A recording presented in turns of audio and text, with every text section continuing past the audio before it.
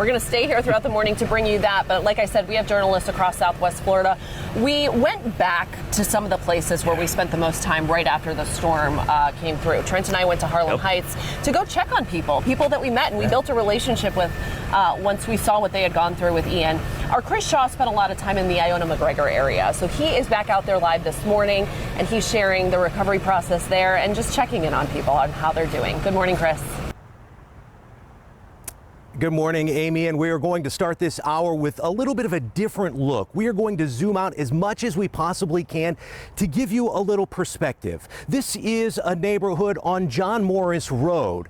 This area was completely wiped away in the storm. You know, before Ian, there were homes here. This is where people lived. It's where their children played. But as you can see right now, there is nothing left, and that includes hurricane debris. It has all been taken away, and so there is a new kind of starkness here with nothing left. If you go down this road a little bit, there is a woman whose name is Sandra Wood. Her house is just down this street, and over the past year, I've gotten a chance to know her a little bit. I interviewed her in the first days after the storm. Now, thankfully, the damage to her home was not this severe, but her outlook inspired people in this community and well beyond.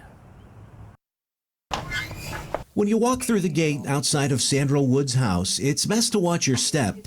You see, the repair work is not quite done. It's a slow process. The last year, she's learned to live with the physical damage Ian left behind, but the emotional scars are not as easy to step around. You get depressed, and I guess that's normal going through anything like that. Sandra told me what she went through. Do you mind walking just a little bit down? When I met her days after the storm. You came home, and what does your neighborhood look like right now? Looks like a bomb went off. Looks like hell. She, her husband, her adult son, and their dogs rode out Ian in their pickup truck. They found the highest point they could in Iona and waited. We just sit there all night long. What was that like? Oh my God. There was nothing else we could do. The truck, which Sandra's husband needed for his job, was totaled. But what really struck people about Sandra's story was how her community came together. I'm running water from my house to the neighbors, and she's washing people's clothes, and Everybody's helping everybody out. everybody's helping everybody. I mean, you know, this neighbor's got a car that's working, so he's making sure that we get to the store. People all over the country saw that interview. And I knew right then that's the person I wanted to go help. And about 3 weeks after the storm, Marlon Wade, a complete stranger, drove from Alabama to Iona to give Sandra a new truck. So we love you. We're praying for you. Love you too. This is it. It's still running. How has this changed your life?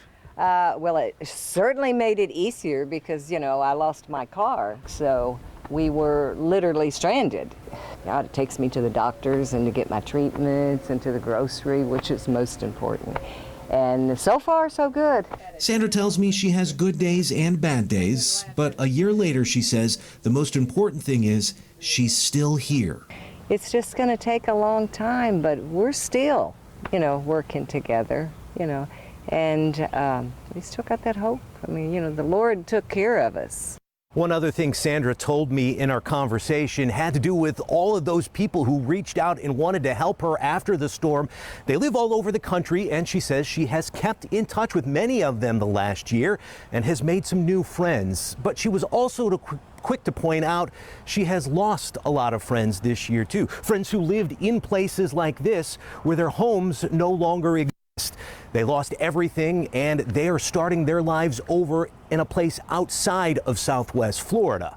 That's yet another impact of this storm in places like this. Reporting live in Iona McGregor, Chris Shaw, Fox 4 News.